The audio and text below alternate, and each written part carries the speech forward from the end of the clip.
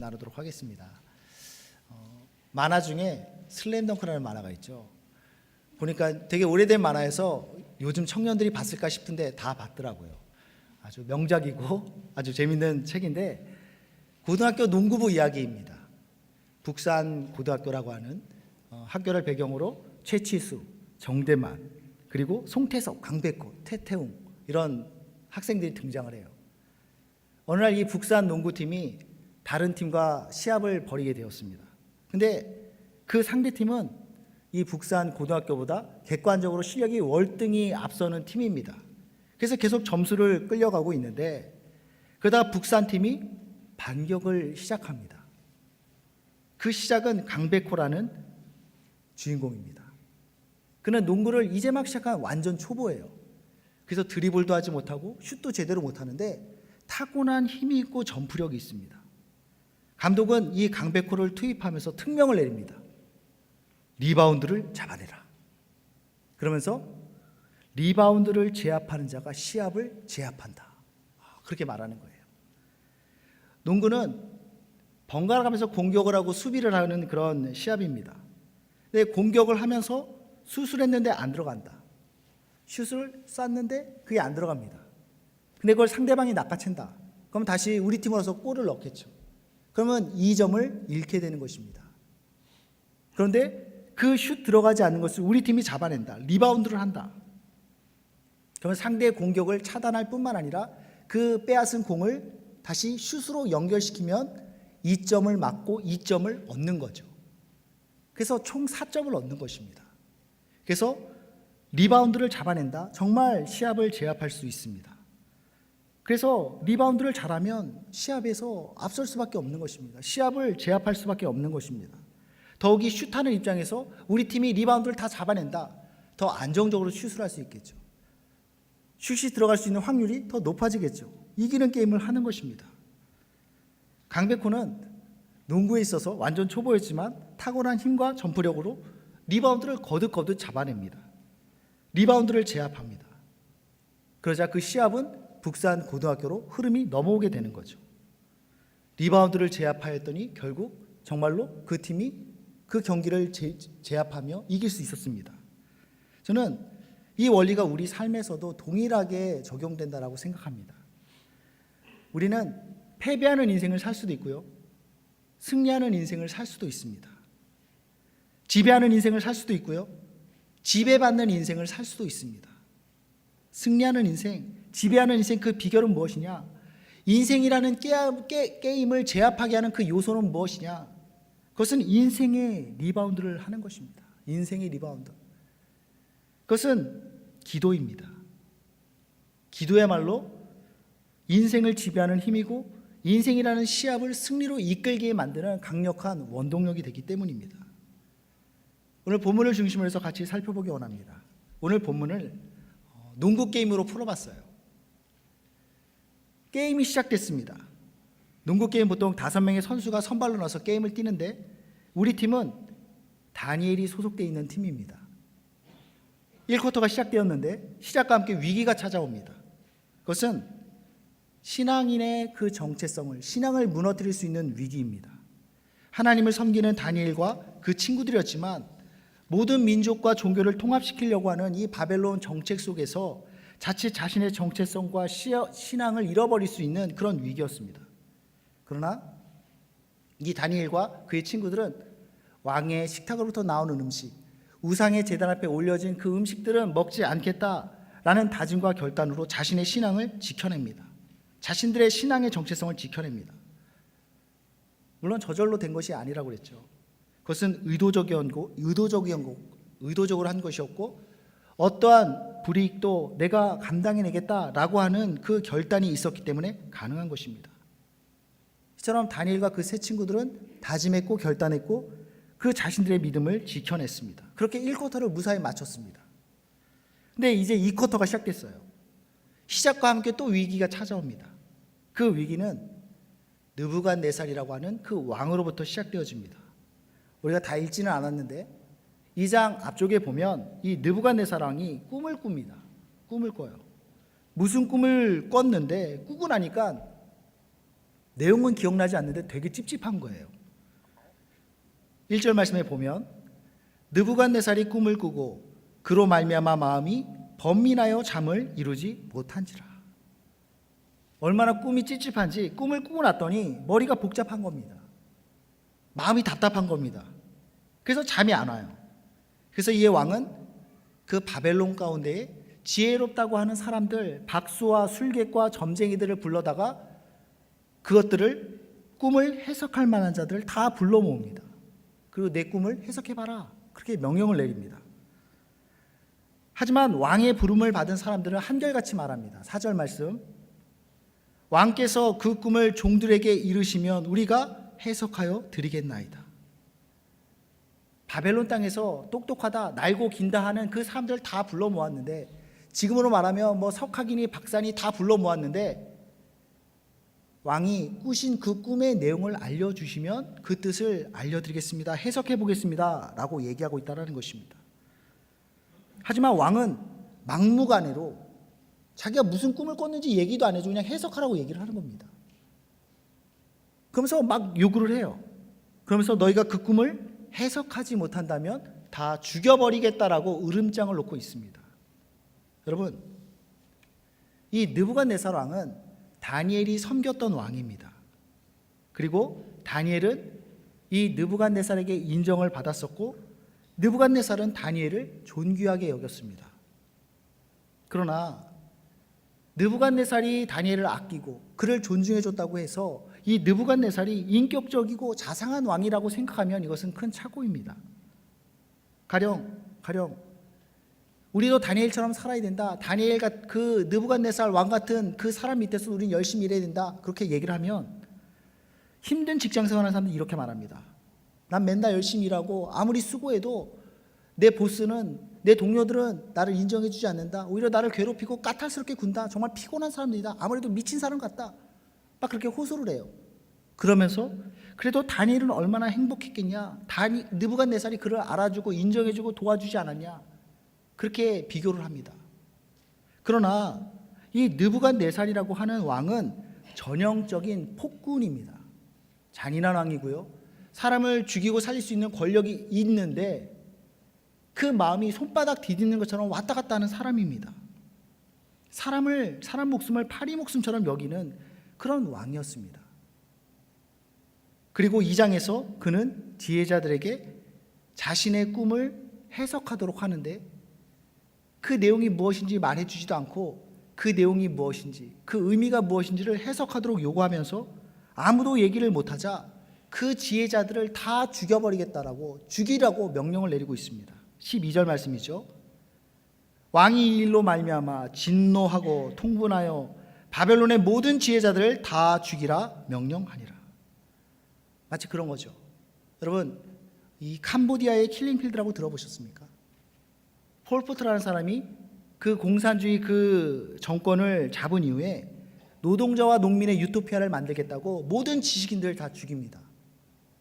그래서 어떻게 죽이냐면 글씨를 읽을 수 있다? 얘는 지식인이야. 죽여. 얘는 대학을 졸업했어? 얘는 지식인이야. 얘 죽여. 안경을 쓰고 있습니다. 안경을 썼어? 얘는 지식인이야. 죽여.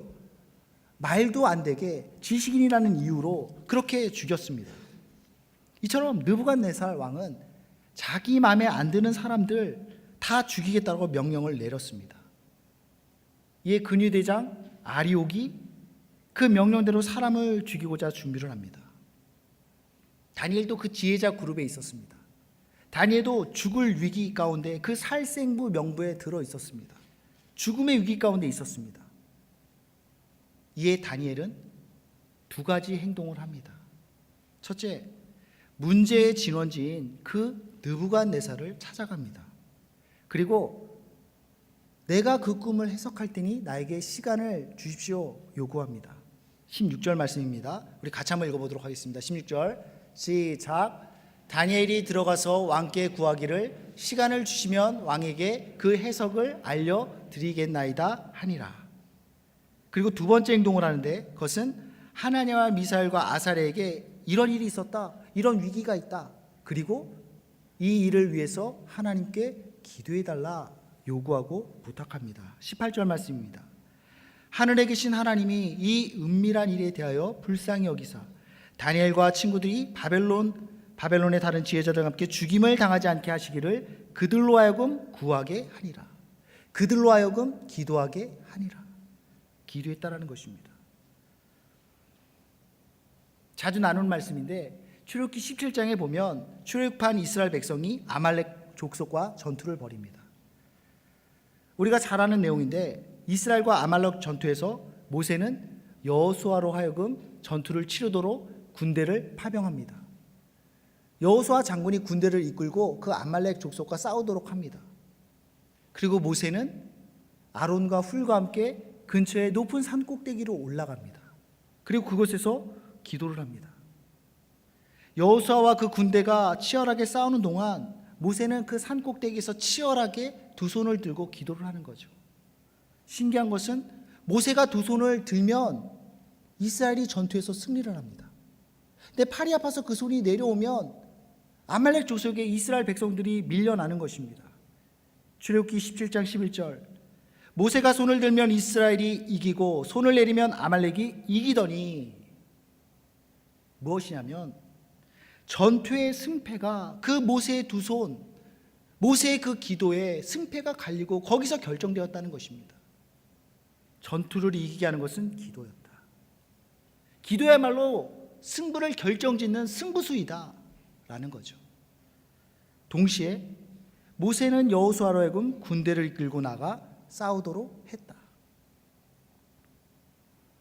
기도의 능력은 하나님을 우리 삶 가운데 개입케 하는 그 능력의 하나님 능력의 역사하는 통로입니다. 그리고 그 능력은 여호수아의 군대를 통해서 승리의 열매를 거두도록 했습니다. 전쟁에 이기기 위해서는 이 두 가지 모두가 있어야 된다는 거죠. 적들과 맞서 싸우는 여호수아적인 요소와 하나님 앞에 두 손 들고 기도하는 그 모세적인 요소, 이 두 가지가 있을 때 우리는 완전한 승리를 누리게 되는 것입니다. 특별히 승리를 결정짓는 것은 모세의 그 기도이다. 모세의 두 손이다. 분명 성경은 모세의 손, 그 모세의 기도에 따라서 전투에서 이기고 전투에서 지고 그 승부가 갈려졌다라고 말합니다. 여호수아적인 요소가 필요 없는 것이 아니라 모세적 요소와 함께 이 여호수아적인 요소가 반드시 있어야 된다는 것입니다. 오늘 본문에서도 다니엘에게서 두 가지 요소를 모두 찾을 수가 있습니다. 먼저 여호수아적인 요소입니다. 그는 자신을 포함한 모든 지혜자들을 죽음의 위기로 몰아넣은 그 당사자, 그 느헤미야 앞으로 찾아 나가가는 행동을 합니다. 여호수아적인 행동이죠. 그리고 자신의 꿈과 그 해석 때문에 우리가 이렇게 죽을 위기 가운데 있다는 것을 알고 그것을 내가 해석하겠다, 그 느부갓네살에게 말합니다. 그리고 두 번째로 모세적 요소가 있습니다. 하나님 앞에 나가 기도하는 거죠. 문제를 놓고 어려움을 놓고 기도합니다. 지혜를 구합니다. 모세에게 있어서는 아론과 훌이 있어서 그의 두 손 드는 것을 옆에서 지지하고 서포트하도록 했습니다. 이처럼 다니엘은 하나냐와 미사엘과 아사랴와 함께 기도 제목을 나누고 자신을 위해서 기도해 줄 것을 요구하고 부탁하고 당부합니다. 여러분, 여호수아의 손과 모세의 손은 함께 가는 것입니다. 손만 부지런히 움직인다고 문제가 해결되는 것이 아니고 기도만 열심히 한다고 문제가 해결되는 것이 아닙니다. 얼마 전 한 청년이 저에게 기도 제목을 나누는데 믿음의 회복을 위해서 기도를 했습니다. 믿음의 회복을 기도의 제목으로 놓는다는 것 자체가 참 귀하다고 생각합니다. 왜냐하면 자기 믿음 상태에 대해서 관심 없는 사람이 태반이에요. 내 믿음 상태가 어떤지도 모르고 그것이 자라거나 더 성장하는 그런 것들에 대해서 관심이 없습니다. 그런데 자신의 믿음을 놓고 믿음의 회복을 놓고 기도 제목으로 한다는 것이 참 귀한 일이죠. 그래서 그 자체가 믿음과 신앙생활에서 관심이 많다는 것이고 또 믿음의 성장을 하기를 원하는 그 마음이 그 기도 제목에 담겨 있는 것입니다. 그래서 참 귀하다고 생각해서 저는 그 청년과 함께 기도를 했습니다. 믿음이 회복될 수 있도록. 이제 그 기도가 응답되기만을 기다리면 되는 것입니까? 아니죠. 저는 그렇게 기도함과 동시에 이 청년이 행동하기를 기다리고 있습니다. 모세적인 요소, 기도했습니다. 이제 여호수아적인 요소, 행동해야 되는 것이죠. 쉽게 말하면 예배의 자리, 기도의 자리에 나오는 것입니다. 곧 겨울 수련회가 있는데 은혜의 자리거든요. 거기 참여하는 것이죠. 놓쳐서는 안 되는 자리입니다. 그런데 예배에 안 나와, 기도의 자리에 안 나와, 수련회 은혜의 자리라고 하는데 거기 나오지도 않아. 그러면서 믿음이 회복되기를 원합니다. 믿음이 더 성장하기 원합니다. 라고 말하는 것은 뭔가가 빠진 거죠. 차에 기름을 넣지 않고 차가 굴러가기를 바란다면 그 바라는 사람이 잘못된 거죠.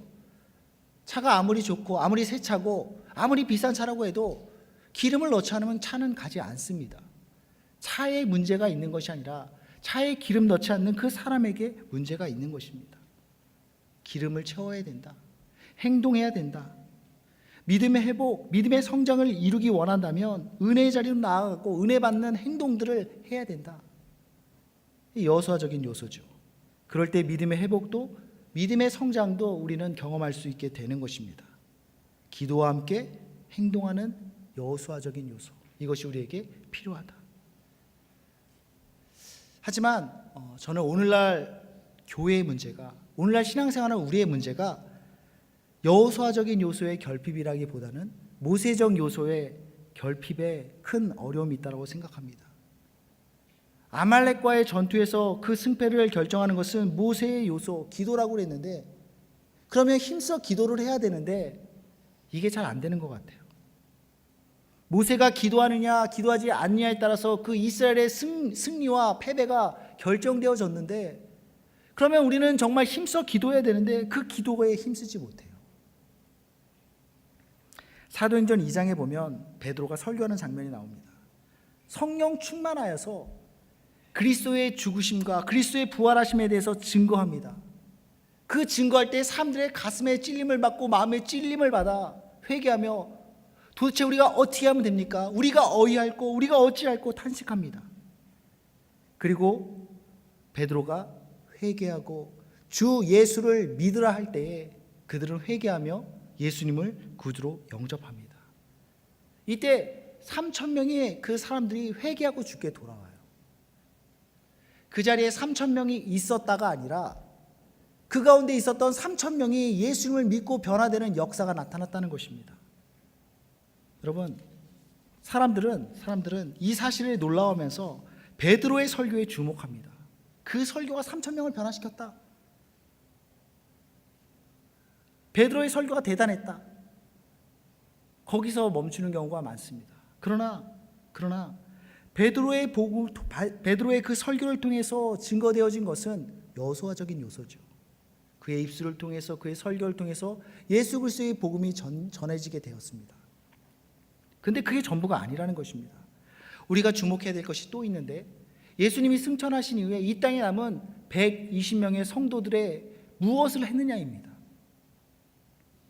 예수님이 승천하신 이후 120명의 예수님을 따르던 무리들은 다락방에 모여서 기도를 했습니다. 너희가 성령을, 내가 약속한 그 성령을 받을 때까지 기다려라, 그 성령을 간구해라, 예수님께서 약속해 주셨는데 그 약속을 기다리며 성령을 기다리며 약 10여일을 그들은 주구장창 기도를 했습니다. 120명 성도들의 기도, 이것이 3,000명을 변화시키는 원동력이었다는 것입니다. 모세적인 요소죠. 그런 것입니다. 기도를 안 하고도 유창한 설교할 수 있고요, 재미있는 설교할 수 있고요, 매끄러운 설교할 수 있습니다. 그러나 영혼을 변화시키는 능력 없는 설교일 뿐입니다. 기도 안 하고 신나는 찬양, 세련된 연주, 멋있는 연주, 찬양할 수 있습니다. 그러나 하나님이 기뻐 받으시지 않는 울리는 꽹과리일 뿐이라는 것입니다. 우리가 소그룹으로, 순으로 공동체가 구성되어 있는데 기도하지 않고도요, 열심히 하고 노력해서 재미있는 공동체, 순원들이 원하는 그런 모양새들을 갖춰갈 수 있습니다. 그러나 진정 우리 순원들, 우리 청년들 가운데 예수 그리스도의 그 심장을 벌떡벌떡 뛰게 만드는 그 능력은 기도 없이는 안 된다는 것입니다. 경건의 모양은 갖출 수는 있을지 모르지만 그 경건의 능력을 갖게 하는 것은 위로부터 부어지는 것입니다. 기도를 통해서 우리에게 부어지는 것입니다. 제가 본격적으로 사역을 시작한 지 거의 10년이 이상 된 것 같아요. 사역을 하면 할수록 점점 느끼는 것이 무엇이냐면 핵심은 사람을 변화시키는 건데 그렇잖아요. 우리가 예수 그리스도를 닮은 사람들이 돼야 되잖아요. 그럼 우리 본질적인 것들이 변화되어져야 되는데 그 변화시킬 능력이 제게 없더라고요. 변화시켜야 되는데 변화시키기엔 제가 너무나 무기력합니다. 그냥 껍데기입니다.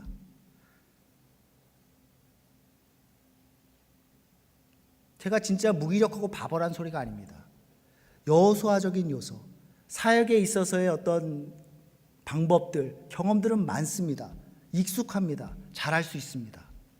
경건의 모양은 있지만 경건의 능력은 내 안에 없더라고요.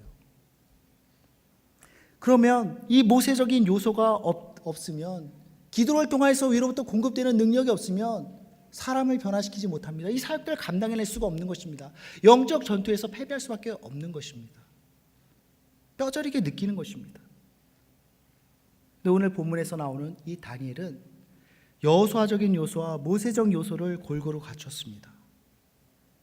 그는 죽음이라는 문제, 죽음이라는 위기 가운데서 문제의 근원인 그 왕에게 앞으로 나아갑니다. 왕이시여, 꿈 때문에 뒤숭숭하십니까? 그 꿈의 내용이 뭔지도 기억 안 나십니까? 제가 해석해 보겠습니다. 저에게 시간을 주시면 내가 그 내용과 그 꿈을 해석해 보겠습니다. 그렇게 말합니다. 동시에 그는 기도합니다. 특별히 혼자 기도하지 않고요. 기도의 동력자, 그의 친구들 하나냐와 미사야와 아사랴와 함께 그 상황들을 놓고 함께 기도합니다. 기도의 동력자가 있다는 것은 참 감사한 일인 것 같아요. 복된 일인 것 같아요. 함께 기도할 수 있는 공동체가 있다는 것은 참 복된 일입니다, 여러분. 함께 기도하고 함께 기도 제목을 나누면 이것이 우리의 울타리가 되고 지치지 않는 강력한 기도를 할 수 있는 그 발판이 된다는 것입니다. 누누이 강조하는 거지만 우리 신앙생활은 혼자 하는 것이 아닙니다. 혼자 예배하고 혼자 기뻐하고 혼자 기도하지 않습니다. 우리는 함께 예배하고 함께 기뻐하고 함께 기도하는 것입니다. 거기서 능력이 나타납니다. 거기서 역사하는 힘이 있습니다. 베드로도 혼자 기도하지 않습니다. 다른 사람들과 함께 기도해요. 120명의 성도들과 함께 기도했고 초대교회 성도들과 함께 기도했고 특별히 그에겐 단짝이 있었습니다. 기도의 단짝. 요함과 함께 시간에 맞춰 그 성전에 올라 그는 기도했습니다. 모세도 아론과 훌과 함께 기도했습니다. 그리고 다니엘도 그의 세 친구들과 함께 기도를 합니다. 한 줄은 끊어지기 쉽지만 두 줄, 세 줄, 3겹은 쉽게 끊어지지 않습니다. 우리가 다음 주부터 특별 새벽 기도가 들어가는데 왜 특별 새벽 기도를 하자는 그러냐면 온 성도가 기도할 때 함께 기도하자는 것입니다. 함께 기도할 때 거기서 능력이 나타나는 것입니다. 지치지 않고 기도할 수 있는 것입니다. 다니엘이 하나님께 기도할 때 하나님은 기도에 응답하십니다. 19절 말씀 우리 같이 한번 읽습니다. 19절 시작. 은밀한 것이 밤의 환상으로 다니엘에게 나타나 보이매 다니엘이 하나님이 계신 하나님을 찬송하니라. 하나님이 느부갓네살이 꾼 그 꿈의 내용을 다니엘에게 알려주십니다. 그리고 그 뜻도 알려주십니다. 이에 다니엘은 느부갓네살에게 하나님이 알려주신 그 꿈의 내용과 그 의미를 해석해서 말해줍니다. 그러니까 왕이 다니엘의 말에 귀를 기울여요. 무엇이냐면 이 왕은 사람을 죽이기도 하고 살리기도 하는 그런 권세를 가진 자입니다. 그리고 자기가 꾼 꿈으로 인해서 기분 나쁘고 찝찝하다는 이유로, 그리고 그 꿈을 해석하지 못한다는 그 이유로 많은 지혜자들을 죽이려고 하고 있습니다. 그런데 기도의 사람 다니엘, 그 다니엘이 나설 때에 느부갓네살의 폭주는 멈춰집니다. 오히려 다니엘을 주목하고 다니엘 말에 귀를 기울이고 있다는 것입니다. 여러분, 세상 사람들은 누구에게 귀를 기울이냐면 기도하는 사람에게 귀를 기울입니다. 권력 있는 자가 중심을 잡는 것이 아니라 힘 있는 사람이, 실력 있는 사람이 그 게임을 이끌어가는 것이 아니라 기도하는 사람이 그 게임을 이끌어간다는 것입니다. 누가 경기를 지배하느냐, 권세를 잡은 자, 사람을 죽이고 살리는 자, 그런 사람이 아닙니다. 경기를 지배하는 자는 기도하는 자입니다. 기도하는 하나님의 사람. 왕이라는 권력자가 있지만 그가 다니엘의 말에 귀를 기울입니다. 여러분, 주님 앞에 무릎 꿇는 자, 주님 앞에 두 손 드는 사람, 주님께 힘써 기도하는 사람, 그 사람이 인생이란 경기를 좌지우지합니다. 시합을 제압하고 게임을 승리로 이끕니다. 기도하는 한 사람은 기도하지 않는 한 민족보다 강합니다. 기도해야죠. 여러분, 기도가 왜 능력이냐면 기도를 통해서 하나님이 우리 삶 가운데, 우리 인생 가운데 개입해 들어오시기 때문입니다. 하나님은 자기를 찾는 자를 두루 찾으세요. 그리고 그에게 능력을 주십니다. 우리가 기도할 때 그 기도의 통로를 통해서 하나님이 우리 삶 가운데 개입해 들어오는 것입니다. 여러분, 어떤 일이 되었든 어떤 상황이 되었든 하나님이 개입해 들어오시는데 해결되지 않을 일이 있겠습니까? 풀리지 않을 일이 있겠습니까? 진척되지 않을 일이 있겠습니까? 하나님이 개입해 들어오시는데 그 하나님을 우리는 구하고 찾고 붙들어야 될 것입니다. 그게 바로 기도라는 것입니다. 여러분, 이제 2018년도 새해가 시작됩니다. 힘찬 도약과 전진의 한 해가 될 수 있기를 바랍니다.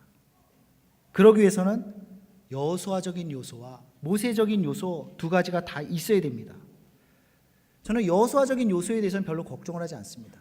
왜냐하면 그게 우리가 살아왔던 방식이에요. 학교에서 배웠던 방식이고 주로 우리가 훈련했던 그런 모습이기 때문입니다. 지혜와 실력과 역량, 여호수아적인 요소, 이것을 키우는 것이죠. 이런 부분에 있어서는 열심히 여러 번 해왔습니다. 반면 모세적인 요소, 기도하는 기도의 삶 어땠습니까, 여러분? 잘하셨습니까? 마음을 쏟았습니까? 기도하는 일에 시간을 쏟고 있습니까? 마음을 쏟는 것과 시간을 쏟는 것, 이거는 함께 가는 것 같아요. 마음이 있는 곳에 우리가 돈을 쏟지만 마음이 있는 곳에 우리는 시간도 쏟습니다. 마음은 있는데 시간을 쏟지 않는다. 마음은 있는데 돈을 쏟지 않는다. 이거는 거짓말하는 거죠. 흔히 기도는 너무 어렵습니다. 어떻게 될지 모르겠습니다. 이렇게 말하는데 물론 기도가 저절로 되지는 않습니다. 그렇다고 기도에 손 놓을 수가 없다라는 거죠. 왜냐하면 그 기도가 우리 삶의 승부를 가르기 때문입니다. 이거는 무조건 해야 되는 거예요. 기도가 힘들다고, 이제껏 기도를 안 해봤다고, 도무지 기도를 못하겠다고 손 놓고 있을 그게 아닙니다. 해야죠. 특별 새벽 기도는 뭐냐면 기도가 익숙치 않은 여러분들에게, 우리들에게 기도의 멍석을 깔아주는 겁니다. 같이 기도하는 것입니다. 특별히 우리 청년부는 1월 한 달 내내 같이 기도했으면 좋겠습니다. 기도의 제단을 쌓는 것입니다. 새해를 새벽 기도로 열어가는 것이죠. 여러분 기억하세요. 여호수아적인 요소로 인해서 전투를 이기는 것이 아니다. 모세가 손을 올리고 모세가 기도할 때 거기서 승리가 결정지어지는 것이다. 2018년이라고 하는 새해가 내 앞에 펼쳐졌는데 내가 더 열심히 하고 내가 더 노력하고 내가 더 많은 사람들과 연결되면 거기서 승리가 주어지는 것이 아니라 하나님께 매달리고 하나님께 연결되고 하나님의 은혜가 내 삶 가운데 부어질 때에 거기서 내 길이 열려지고 거기서 승리가 나에게 주어진다라는 것입니다. 다니엘은 죽음의 위기 가운데 하나님께 기도했습니다. 하나님의 도우심을 구했습니다. 이에 하나님께서 개입하셔서, 하나님의 주특기는 개입하심입니다. 굳이 인간 사회 가운데 성육신할식으로 개입해 들어오셨잖아요. 또 우리가 기도할 때 우리 삶 가운데 개입해 들어오십니다. 다니엘에게는 꿈을 알려주시고 해석할 지혜를 허락해 주셨습니다. 위기를 벗어나게 해주셨습니다. 덕분에 다니엘뿐만 아니라 그를 비롯한 모든 바벨론의 지혜자들이 그 죽음을 면할 수 있게 되었습니다. 여러분, 죽음의 위기가 닥쳐와야 기도하시겠습니까? 죽음의 위기가 우리 가운데 있다지 않을지라도 우리 삶에는 기도가 필요합니다. 왜요? 기도는 문제를 해결하는 힘이기 때문입니다. 경기를, 인생을 지배하는 비결이기 때문입니다. 위기 속에서도 승리를 이끄는 힘이기 때문입니다. 우리가 기도할 때 하나님은 만사를 제쳐놓고 그 기도를 들으시고 우리 삶 가운데 개입해 들어오시기 때문입니다. 2017년도를 지나면서 참 많은 상처들을 얻지 않았습니까? 경제적으로, 심리적으로, 커리어적으로 망가지고 상처받고 찢어지고 고장나고, 하나님이 개입해 들어오시면 그런 것들이 다 회복되는 줄 믿습니다. 주님의 역사신 가운데 멈춰진 심장도 다시 뛰게 되는 줄 믿습니다. 우리를 새롭게 하시고 우리를 거룩게 하시고 다시 일어서게 하시고 다시 앞으로 전진해 나가는 그 힘을 하나님께서 공급해 주신 줄 믿습니다. 기도로부터 그 능력이 부어지는 줄 믿습니다. 기도로 새해를 열어갈 수 있길 바랍니다. 말씀을 정리하도록 하겠습니다. 다니엘은 위기 상황 가운데 있었습니다. 이에 다니엘은 두 가지로 접근합니다. 여호수아적인 요소, 문제의 근원인 그 느헤미야 앞으로 찾아갑니다. 피하고 도망가는 것이 아니라 정면으로 그 문제를 찾아가 그 왕에게 그 문제의 그 핵심인 꿈에 대해서 내가 해석하겠습니다 말합니다. 그리고 두 번째, 모세적인 요소입니다. 기도하는 것입니다. 특별히 그는 혼자 기도하지 않았습니다. 그의 친구들과 하늘에 계신 하나님, 그 하나님께 기도하도록, 이 문제를 위해서 기도하도록 그들에게 기도를 요청합니다. 함께 기도합니다. 우리에게도 이 두 가지 모두가 필요합니다. 직접 문제와 부딪혀 싸우는 여호수아적인 요소, 그리고 문제를 놓고 기도하는 모세적인 요소. 특별히 우리가 모세적인 요소, 기도에 취약하기 때문에 여기에 더 강조를 했습니다. 여러분, 기도해야 됩니다. 나를 위해서도 기도해야 되고 우리 공동체를 위해서도 기도해야 되고 이 사회를 위해서도 기도해야 됩니다. 이것이 빚된 우리가 감당해야 될 역할인 것입니다. 기도할 때 하나님이 개입해 들어오십니다. 하나님이 개입하시면 못 고칠 영혼 없고 하나님이 사용하지 못할 영혼 없으며 하나님 해결 못할 문제가 없으십니다. 기도를 통해서 그 하나님이 우리 삶 가운데, 우리 가정 가운데, 내 일터 가운데 역사해 주고 일해 주시기를 우리는 기도해야 될 것입니다. 농구에서는 리바운드를 제압하는 자가 그 시합을 제압합니다.